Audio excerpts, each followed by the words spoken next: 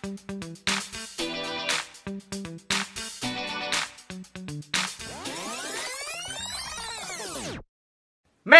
and Mic. Oke. Roll action. Assalamualaikum warahmatullahi wabarakatuh. Kembali lagi dengan saya Cika Setiadi di channel kebanggaan kita yang kita cintai, Ujung Barat. Hari ini kita kedatangan seorang tamu yang luar biasa melalang buana di dunia perkoperasian, dan beliau juga sudah sangat senior di berbagai hal. Mungkin nanti lebih jelas akan kita ulik bersama. Nah, ini sudah ada di samping saya. Selamat datang, Bapak. Selamat datang. Ini apa, social distancing nggak apa-apa Pak ya, kita salaman ya. Ya. Baik sahabat-sahabat semua, ini beliau bernama lengkap Bapak Insinyur Haji Haziman Rajali MM ya Pak ya. Benar. Sekarang Bapak menjabat sebagai kepala atau ketua sih Pak? Ketua Puskut Aceh ya Pak? Iya. Ya, Puskut memakai D ya, bukan memakai T. Ya. Puskut Aceh. Boleh tahu Pak kepanjangannya Pak? Puskut Aceh. Baik, assalamualaikum warahmatullahi wabarakatuh. Waalaikumsalam. Mudah-mudahan pemirsa yang terhormat, kami ini sudah diundang di studio bahwa Puskut. Puskut adalah pusat koperasi unit desa. Jadi Puskut ini merupakan sebuah organisasi seprovinsi. Di bawahnya itu ada unit-unit yang lain, KUD namanya, di seluruh kabupaten kota. Gitu. Wah, jadi kita sekarang dengan berdomisili di Aceh ya, di Banda Aceh ya Pak ya. Benar sekali, di Banda Aceh. Nah, jadi banyak penasaran Pak, itu sebenarnya fungsi dan tugas Puskut itu sebenarnya apa sih Pak? Secara organisasi secara umum? Ya. Baik, fungsi dan tugasnya Puskut Aceh ini merupakan lembaga di bawah KUD di kabupaten kota. Jadi di kabupaten kota kita ini ada jumlahnya 218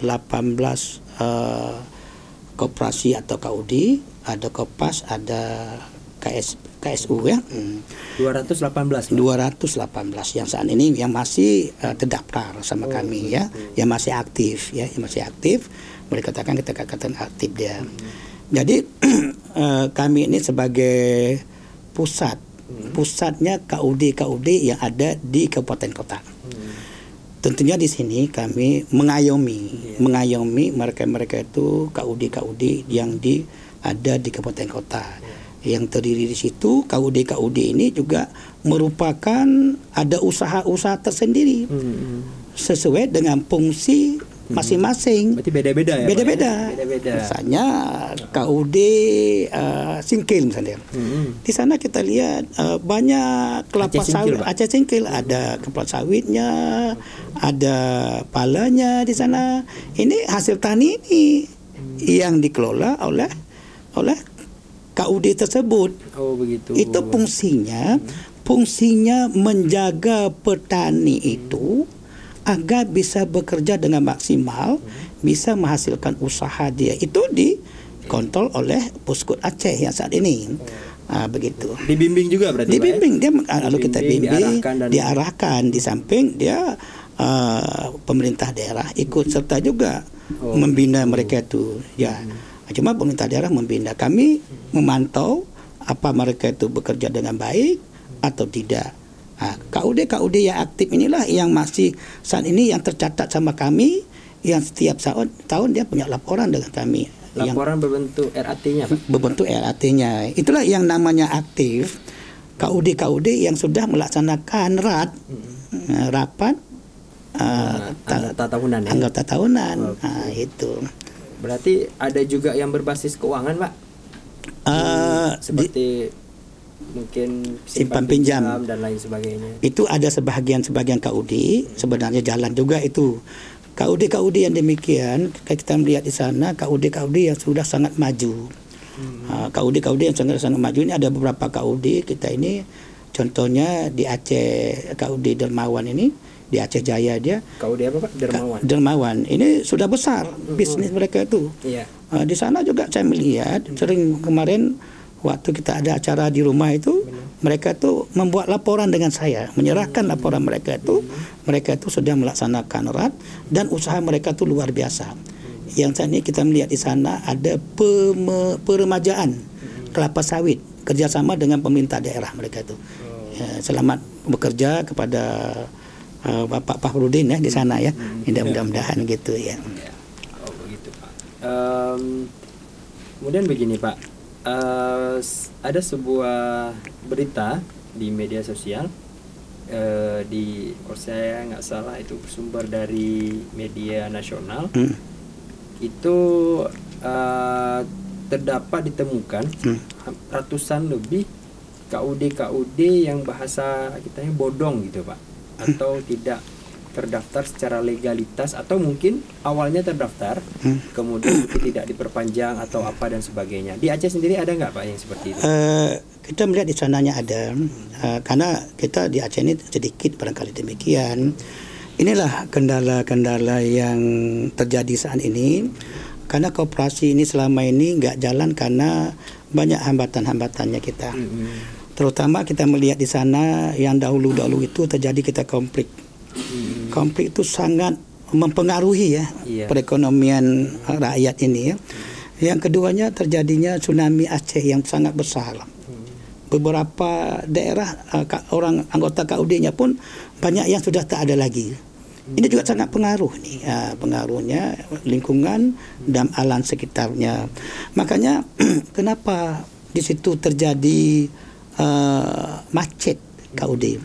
Di samping dia dengan kejadian ini nggak ada usaha baru, jadi terjadilah macet. Sudah dia macet, perekonomian dia sudah nggak jalan, tentunya anggaran tidak ada. Setiap KUD dia harus membuat rapat tahunan. Bila mereka itu tidak ada membuat rapat tahunan, ini boleh dikatakan dibubar. Oh, itu syaratnya, Pak? Syaratnya dia harus ada rapat, itu yang namanya aktif. Juga makanya kami juga baru-baru ini, karena kami ingin juga keabsahan KUD yang kami jumlah semula kabupaten kota itu benar ada enggak demikian. Ini sudah kami beritahukan kepada mereka-mereka yang ada di kabupaten kota yang namanya KUD. KUD itu tahu enggak? Itu KUD itu koperasi unit desa. Berada di kecamatan-kecamatan. Nah, jadi di kecamatan-kecamatan itu mereka tuh punya anggota. Dia punya anggota sampai 500 orang rata-rata sekian melihatnya. 500 orang jumlah anggotanya, Pak. 500 orang rata-rata KUD. Belum lagi KUD yang besar. Misalnya ada juga KUD yang 1.600 anggotanya. Ada banyak yang kejadian demikian. Maka di sini kita katakan kalau di Aceh sedikit karena kita toleransi orang Aceh banyak untuk melihatnya, apalagi kami Puskut ini fungsinya Puskut yang ditanya tadi membina juga dia. Mengontrol dia membina, mengkontrol mereka itu supaya hidup mereka itu. Jadi makanya itu yang kami lakukan saat ini. Mudah-mudahan di Aceh ini tidak banyak KUD yang bordong, tetapi ada juga. Bukan tidak ada, barangkali koperasi baru lahir. Oh begitu. Semenjak konflik itu kan di situ orang kadang-kadang mencari kecepatan. Sedikit-sedikit sudah ada koperasi badan hukumnya tidak ada, tetapi ini kan yang namanya minta bantuan kan biasa. Betul. Berarti kita tidak mengelak bahwasanya mungkin ada ya, tapi tidak signifikan ya. Enggak, ya betul. Tidak signifikan. Puskut ini sendiri dari 100 berapa tadi Pak? 218 anggota itu. Kira-kira yang majunya sangat besar itu ada berapa, Pak? Maksudnya memiliki asetnya mungkin asetnya sampai miliaran nggak, Pak? Ya setiap kalau kira-kira, Pak? KUD tersebut yang ada di kabupaten kota itu ya barang sampai karena mereka Pak? Itu yang KUD yang sudah maju ini punya aset, misalnya dia punya tanah, punya gudang, punya toko. punya lahan lain-lain. Iya. Banyak loh, banyak. Jadi kalau kita mencapai miliaran, kebanyakan Ada di apa, atas 3 miliar. Oh, luar biasa. Itu kalau kita melihat asetnya. Makanya inilah kita kelola sekarang. Tugas Puskut, fungsi Puskut, membina mereka itu, gunakan aset itu, berdayakan aset itu Untuk mencapai agar KUD itu semaksimal mungkin, Pak. jalan, dia punya usaha. Benar. Kalau ini sudah punya usaha, dia nggak akan macet lagi tentunya. Itulah KUD yang sudah jalan demikian. Ada RAD, ya. Jadi makanya timbul ada RAD ini, ada usaha. Kalau nggak ada usaha, karena dalam melaksanakan RAD ini, RAT ini, anggarannya besar loh. Besar sekali. Kita sudah melihatnya, barangkali ratusan juta juga tuh. Misalnya kita ada anggota 500 orang kayak tadi. Ya. Benar. Kita lihat ke sana, ada konsumsinya, dekorasinya, cetak laporannya, ya, transportasinya, honor perjalanannya, itu banyak kali. Belum lagi kita biaya laporannya. Betul. Gitu. Nah, kemudian Pak, saya ada sebuah media lokal, itu ada dengan tagline judulnya itu adalah Puskut Aceh bersiap untuk mengekspor komoditi kopi. Nah, itu sudah kita jalankan, Pak, atau bagaimana kira-kira selama ini, Pak, proses ini ya, Pak? Ini memang sudah kita usahakan. Kita ada beberapa bisnis baru, ya. Bisnis baru kita kembangkan. Yang pertama, dengan dipercayanya kita sebagai distributor tunggal pupuk biokonversi Puskut Aceh, ini sudah kita jalankan. Pupuk biokonversi. Dia bentuk cairan. Ya, itu untuk padi, palawija, untuk palawija, hektar lain. Itu bisa digunakan, termasuk dengan apapun bisa kita gunakan. Kami sudah coba ini semua. Itu level medium, Pak, atau level medium? Bagus sekali saya melihat. Harganya, Pak? Harganya murah sekali, terjangkau dengan masyarakat. Berarti terjangkau sama para petani ya, Pak? Terjangkau sama petani. Nah, makanya di sini saya melihat dengan adanya bisnis baru ini, tentunya kita di sananya coba ya. Ini kalau kita sudah dipercaya demikian, tentunya bergerak kita kepada KUD yang lain ini kan lebih meningkatnya lagi. Ya, habisnya kita juga sudah dipercaya oleh PT Petronas untuk penyalur tunggal juga. Petronas Malaysia, Pak. PT Petronas. Kita perusahaan Petronas Malaysia. Luar biasa, Pak. Ya, kita dalam hal kemarin rapat juga barangkali sudah akan dilaksanakan juga percobaan-percobaan di Aceh. Terjadi kendala lockdown yang kayak ini yang kejadian, makanya hambatan ini. Oke, sebentar, Pak. Ini Petronas mau membuka stasiun bahan bakar atau apa nih, Pak? Kita termasuk stasiun bahan bakar yang namanya Petromeni itu. Selanjutnya masalah oli dan juga termasuk dengan bidang sampo mobil. Itu semuanya sudah terakses dengan kami dan sudah ditawarkan tempatnya sama kami. Barangkali kami sebagai penyalur utama juga di Aceh. Yang selanjutnya ada program lain lagi kita yang selama ini kita sudah galakkan, program garam. Garam ya, Pak. Garam ini berada di Lepung. Nah, benar, yang di Aceh Besar itu, Pak. Benar. Lagi kita garapkan itu. Barangkali dalam bulan 6 ini ke depannya itu 1 bulan 2 bulan lagi sudah kita operasikan. Sudah mulai operasikan. Mengenai pabrik kopi yang kita katakan tadi, kita akan siap mengekspor ke luar negeri. Bisnis kopi ini kita punya pabrik besar. Di mana, di Takengon. Itu Aceh Tengahnya, Pak. Lahannya di Banda Meriahnya. Lahannya ada 30 hektar. Subhanallah. Kita punya lahan khusus untuk pabrik. Pabrik 3 hektar. Yang sudah jadi pabrik 3 hektar. Lahan kita ada 30 hektar di situ. Sekarang sudah beroperasi, Pak? Memang sudah beroperasi. Sudah lama beroperasi dia. Kalau enggak sudah 15 tahun lebih. Barangkali ada 20 tahun. Jadi sebelumnya tidak pernah diekspor, Pak? Sebelumnya kendala-kendala begini loh. Kita kan udah kita bilang tadi. Kendala yang pertama, daerah kita terjadi kan konflik, tsunami. dan lain-lain lingkungan yang lain terjadi. Di sinilah hambatan-hambatan yang kemarin. Tetapi begitu saya sebagai memegang amanah daripada anggota KUD, anggota KUD Puskut Aceh diberikan amanah dengan saya tahun 2017, saya sudah mulai bergerak mencari solusi-solusi yang baru. Jadi di situ kami menggunakan sekarang mengambil pengusaha baru yang dari kita Takengon juga mereka itu, karena kalau kita ambil dari luar barangkali mereka itu tidak tanggung jawab, tetapi kita coba mengambil peta daerah yang saat itu sudah dikelola. Mesin-mesin itu sudah standar sudah operasi semuanya. Berarti memang dari sisi standarisasinya sudah bagus. Sudah bagus. Ternyata begitu kita bergerak, kopinya sudah ada barangkali menurut laporan kemarin dengan saya 30 ton sudah terduduk, nggak bisa digiling. Kenapa Pak? Karena kemana mau dibawa? Mau dikirim kemana? Sekarang tidak ada yang nampung. Ini yang sangat luar biasa, yang nampungnya tidak ada. Yang sudah dikirim pun katanya sampai dengan saat ini belum dibayar. Itu kirimnya ke luar negeri atau ke? Kita ada di tutorial baru ke Medan, kirim ke luar negeri. Kemana Pak luar negerinya? Ke Australia dan ke Malaysia dan lain-lain. Banyak yang nampaknya ke Arab. Jadi yang belum bayar itu yang dikirim ke Medan ini, menurut katanya kan. Tapi saya menyatakan mudah-mudahan cepatlah berlalu lockdown. Barangkali ini konflik 19 ini mudah-mudahan Puskut berjaya kembali juga. Benar, Pak. Saya sangat senang karena begini loh. Saya berprinsip begini. Kita ini tidak boleh melamun. Kita ini harus bekerja, kita ini harus berusaha.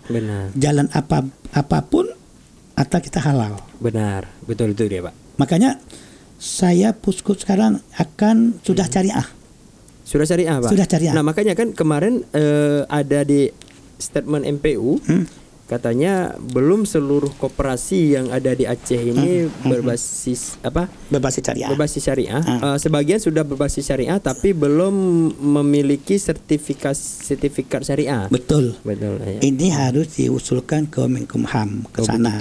Jadi kami juga demikian. Kami ada 3 bulan yang sudah. Kami berubah dari anggaran dari sistem konvensional kepada syariah. Itu yang diubah anggaran dasar dan rumah tangga. Banyak loh yang diubah, makanya dalam perubahan ini kita menuju ke sana. Barangkali ini akan kita usulkan ke Jakarta sana ke Menkumham untuk dikeluarkan sertifikat kita yang bersyariah. Makanya di sini kita sudah mulai bekerja. Makanya kami akan menawarkan halalnya. Halalnya. Yang penting Aceh ini kan daerah syariah. Benar Pak. Karena kita juga kan wisata halalnya juga kita yang terbaik kan. Insyaallah. Juga kami di pabrik kopi Takengon ini, Medan Meriah ini kita sudah membuat wisata alam. Di pabriknya Di pabriknya. Kita membangun kafe syariah. Kafe syariah di lingkungan itu tadi. Di lingkungan pabrik tersebut. Karena sudah berjalan Pak? Udah berjalan ini. Berarti sekali boleh Pak ajak kami ini Pak ya? Yang selanjutnya betul. Saya mengajak kawan-kawan Rahmat kita bisa nih sekali ke sana nih. Melihat ke sana sambil rileks kan. Makanya wisata rileks kita. Benar Pak. Itu karena di sana kan ada pabrik kopinya, ada biji kopinya, ada cara prosesnya, bagaimana prosesnya, termasuk dengan benih kopinya. Benih kopinya. Di sana kan ada kuda kan? Kuda, benar. Ini ada buat rally kuda. Berarti mengelilingi dengan kuda ya? Kuda. Di sini sudah disiapkan juga, tetapi kendalanya cuma satu ini. Konflik COVID-19. Semoga cepat berlalu. Ya Allah, kita mintakan doa pada Allah. Mudah-mudahan konflik ini segera berakhir. Ini saya tahu bayangan teman-teman di sini ini, Firman, Rahmat yang ada di studio ini. Mereka kadang sedang bayangin Pak naik kuda sambil minum kopi mungkin. Pasti tumpah tapi. Itulah barangkali ini program. Tapi menarik itu Pak, menarik. Ada ini kan program remaja kan? Iya benar. Ini anak-anak muda kan pasti minum kopi sambil berkuda kan, relax. Menarik itu Pak. Luar biasa. Orang memanah sambil berkuda ini minum kopi Pak. Ini kan kami ini pencetus pertama. Benar. Barangkali di Aceh akan kami buat wisata religi masalah wisata Kopi. kuda berkopi. Luar biasa. Kopi berkuda. Ya, itu menarik itu, Pak. Iya. Saya belum bisa bayangin kita sambil naik kuda minum kopi. Ada dua yang pertanyaan saya. Yang pertama, kalau bukan kopinya tumpah, sayanya yang jatuh. Nah, saya nggak bisa naik kuda gitu.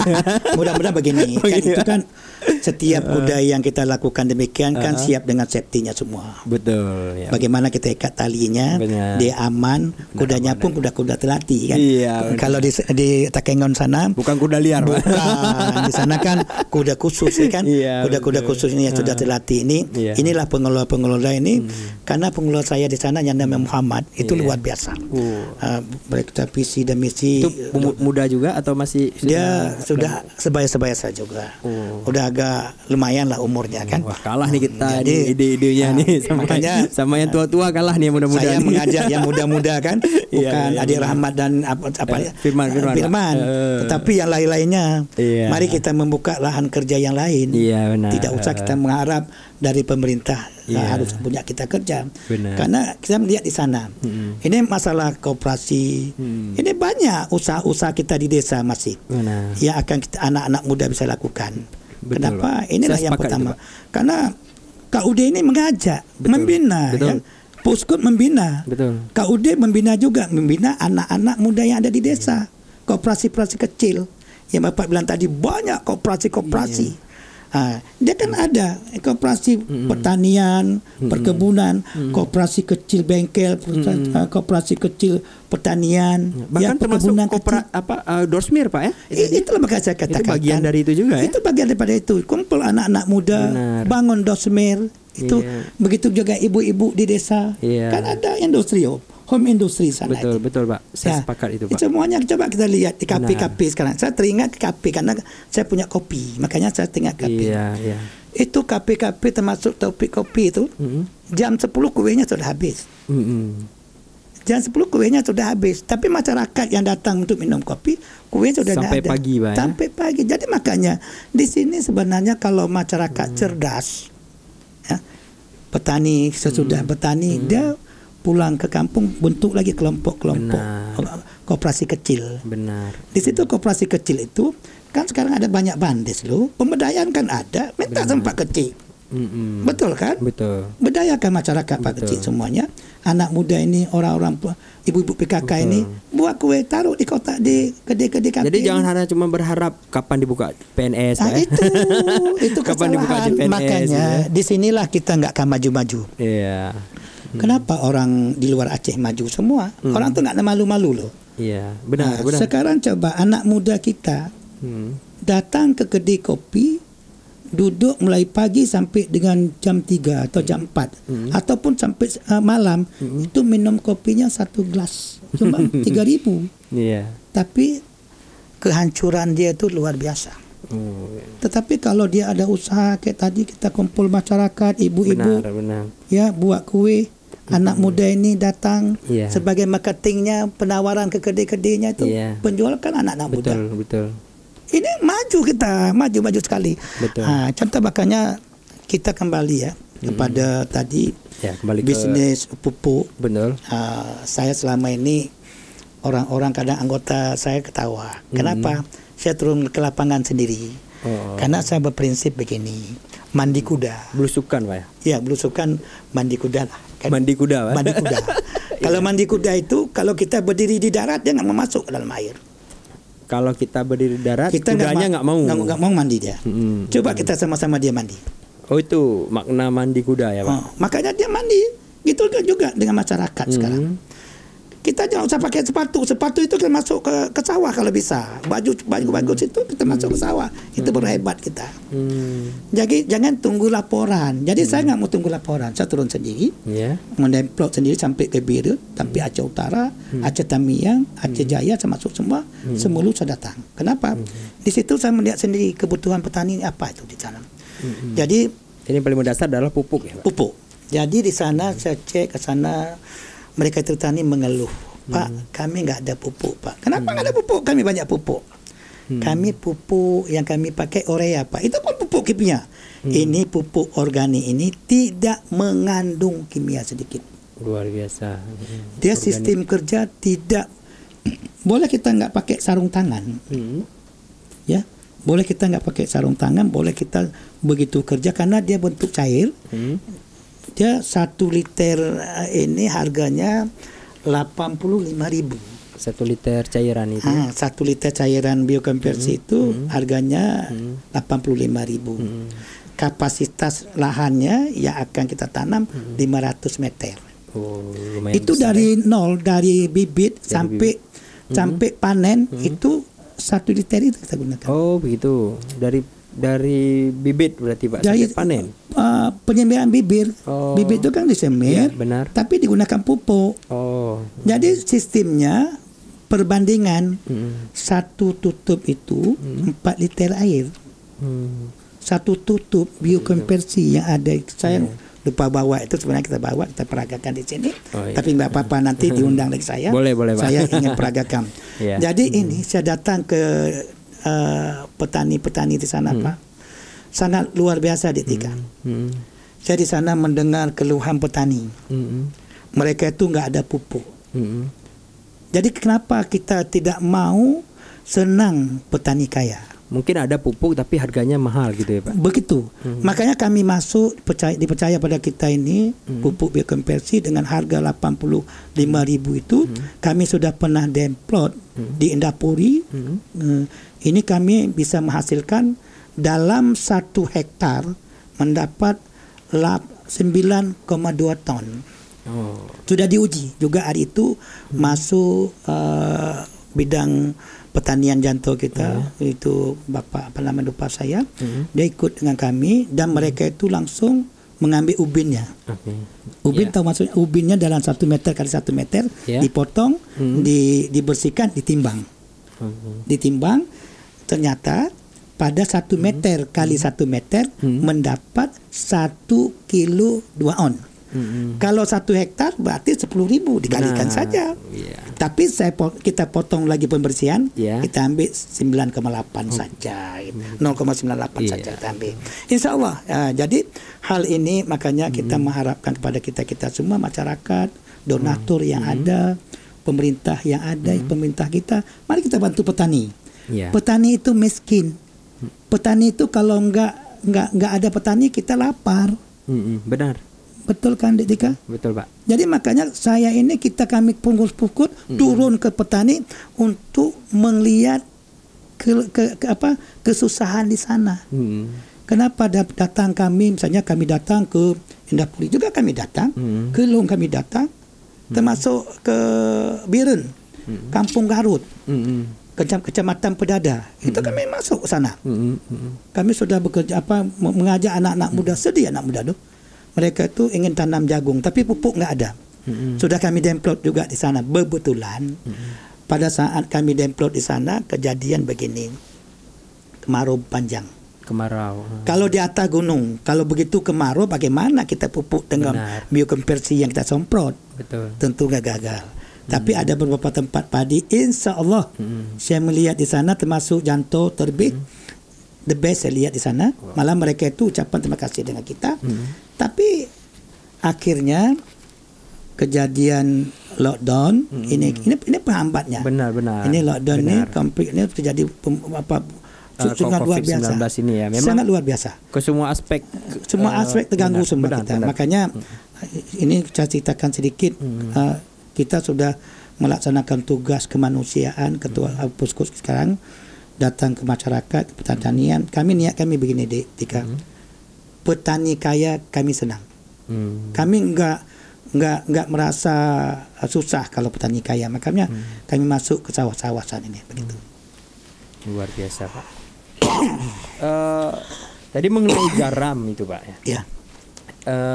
Itu berarti mau kita produksi mau sekitar bulan 6 nanti. Ya, itu begitu kita produksi, hasil produksinya seberapa banyak Pak kira-kira? Apa mencukupi untuk ya masyarakat Aceh atau sebagainya? Karena kan di daerah Biren itu kan juga banyak pabrik-pabrik garam ya Pak ya? Ya. Yang kita tahu ya.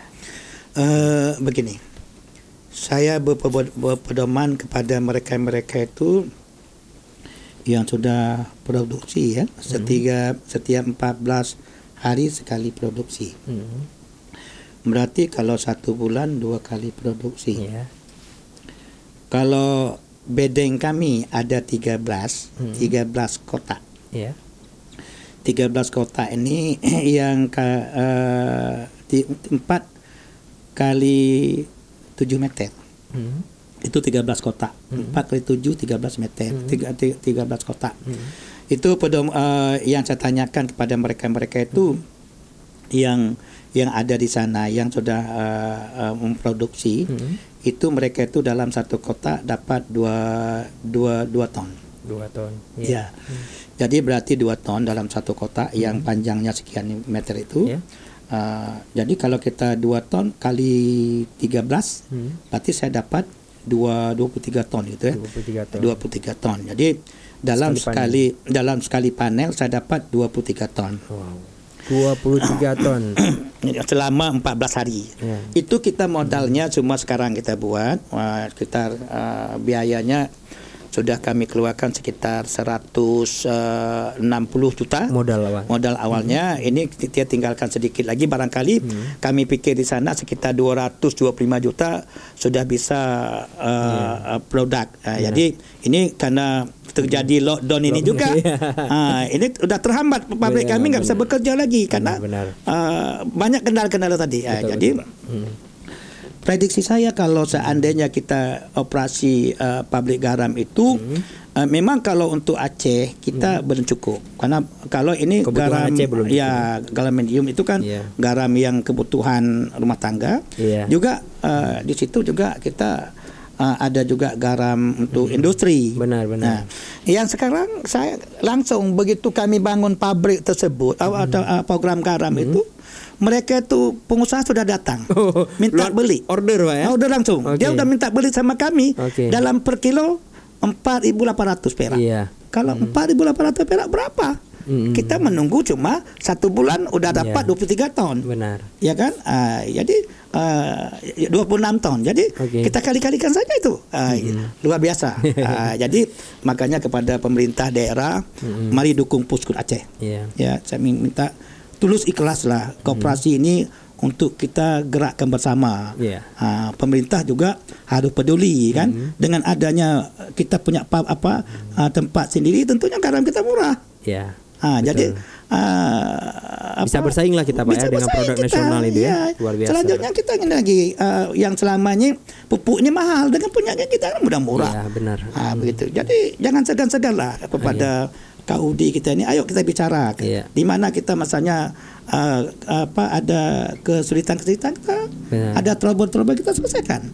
Tidak usah kita sama-sama menahan diri lah. Ya kan? Betul Pak. Karena koperasi ini untuk mensejahterakan masyarakat.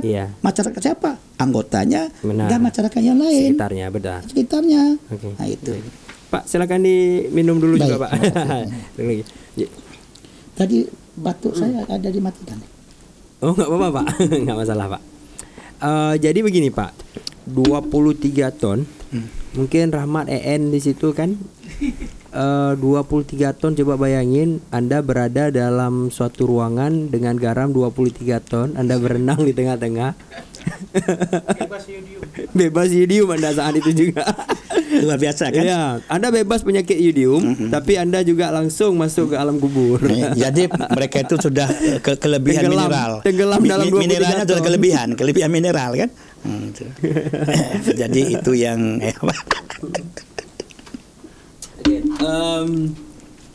begini Pak, ada satu fenomena mungkin di Indonesia juga, tapi saya bicara yang saya pernah lihat itu di Aceh. Ada istilahnya itu agen buah, agen macam-macam. Jadi mungkin Bapak juga, saya pernah dengar perbincangan Bapak di salah satu pembicaraan dalam apa ya saat itu, apa rapat Bapak, rapat mungkin atau rapat anggota kami. Ya, jadi itu ada permasalahan, problem adalah datang agen itu, dia langsung mengklaim atau meminta beli buah yang masih kecil atau hasil panen yang masih muda saat masih di batang pohon, sehingga katanya itu menjadi salah satu sumber permasalahan si petani ini mendapatkan harga sangat murah gitu. Tapi juga satu kegelisahan di si petani, ini kalau nggak saya iakan, nanti nggak ada uang, nggak ada yang begitu panen, nanti tiba-tiba harganya merosot gitu kan, turun. Itu bagaimana Pak? Apa benar itu salah satu menurut Bapak efek dari harga murah dibeli si petani ini Pak? Baik, itu secara Islam pun sudah salah. Iya gitu Pak ya. Secara Islam, secara syariah sudah salah. Kita membeli yang tidak ada, yang tidak bentuk, yang belum berbentuk, belum berbentuk. Nah, secara ekonomi juga salah. Kenapa? Kita sama dengan menciptakan miskin petani. Ini biasanya terjadi di rentenir di kampung-kampung nih. Benar. Memang rentenir inilah makanya tugas Puskut Aceh dengan KUD koperasi di desa ini kontrol, mengajak pemberdayaan petani inilah. Makanya di sini kejadian misalnya selama ini betul Detika ya. Begitu dilihat misalnya buah mangga, buah mangga ya. Buah mangga kan lagi doyan sekarang. Satu kilo aja udah 25.000. Wow. 25.000 cuma 4 buah. Wah, itu itu pengusaha mangga itu Pak. Pengusaha mangga. Jadi pengusaha mangga. Ya, benar. Ya, ini Pak. Pengusaha mangga. Jadi ada sebuah produk. Dia menghasilkan produk mangga. Mangga apa namanya? Mana ya? Jadi mana? Benar Pak. Jadi bahan dasarnya juga mangga seperti Bapak bilang. Betul kan? Betul Pak. Jadi di sini saya sayang melihat petani. Ada petani, itulah makanya tugas Puskut Aceh datang ke sana ke desa-desa untuk melihat apa kejadian sebenarnya. Kenapa petani terus miskin? Kenapa pengusaha terus kaya? Ya gitu kan? Ya, benar. Contoh pengusaha mangga contohnya. Rupanya dia datang ke sana begitu berbunga, dia tunggu berbuah, dia hitung. Ya namanya orang tani lagi miskin. Begitu ditawarkan uang, kasih modal dulu. Oke, sudah Pak. Kasih modal dulu. Begitu dikasih modal, ini waktu dijanjikan. Begitu nanti panen, itu harus kami beli. Mau bilang apa petani? Makanya Puskut Aceh sekarang ini ingin ini menghambat. Menghambat supaya bagaimana caranya dia garap. Betul. Jadi kita tugas ini, kami lagi cari modal ini, lagi berusaha dengan LPDB ini, dana bergulir di Jakarta ini. Memang kemarin juga kami sudah rapat di pusat di sana dengan Ingkut. Jadi Ingkut itu Induk KUD, unit desa. Itu berada di Jakarta, Indonesia. Benar. Jadi saya diundang di sana. Ini sudah dibahas. Inilah yang kita safety sekarang. Petani ini tidak diberikan dana bentuk pool, tetapi petani ini diberikan modal kerja. Modal kerja ini diberikan, alatnya dibeli, ya kan? Bibitnya dibeli, diberikan, uang kerjanya diberikan. Begitu hasil tani yang hasil produk nanti sudah bagus, ditampung juga gitu. Ditampung, lalu ini modal yang dikeluarkan ini dipotong balik. Jadi ini tidak merugikan petani. Harganya harga standar. Benar. Contoh padi. Kalau rugi ya sama-sama rugi. Iya, gitu, kalau rugi sama-sama rugi. Benar. Nah, ini yang kami sebagai Puskut Aceh ini diberi tugas oleh pemerintah di sana untuk kelola.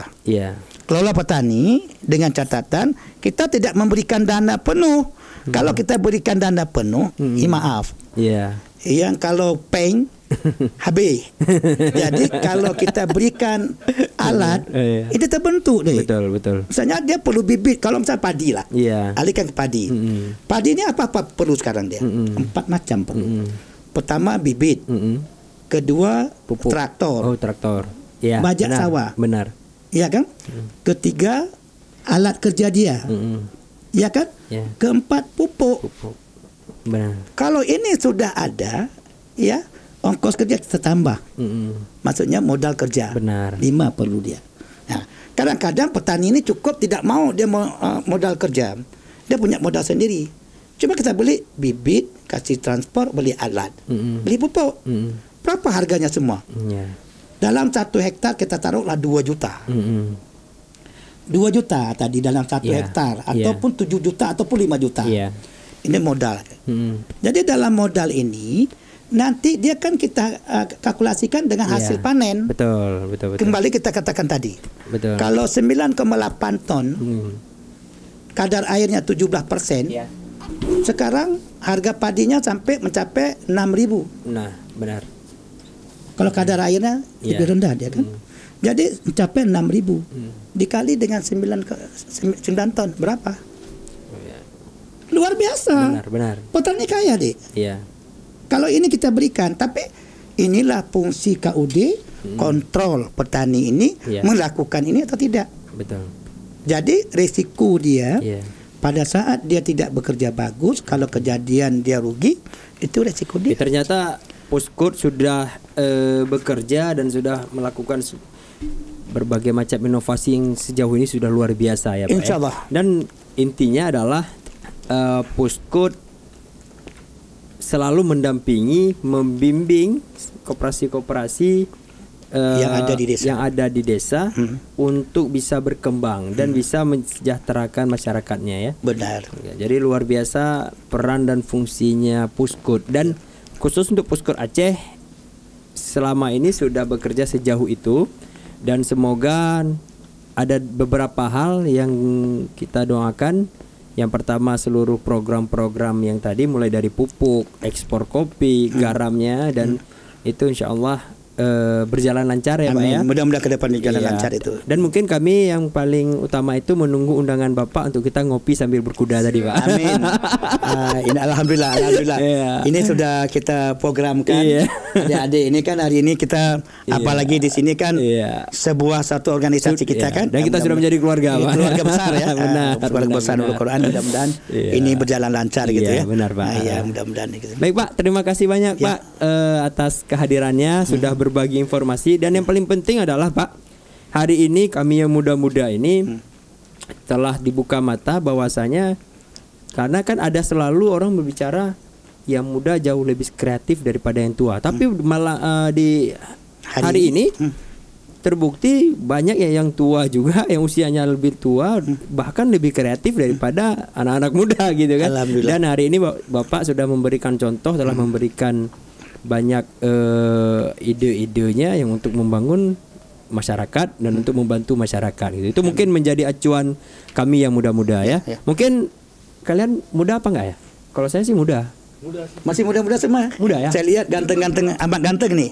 Muda. Tapi muda benar Pak, muda. Tapi jangan selalu muda, karena dia muda itu identik dengan jomblo ya. Jadi jangan selalu muda lah, bahaya ya. Muda dan berkarya.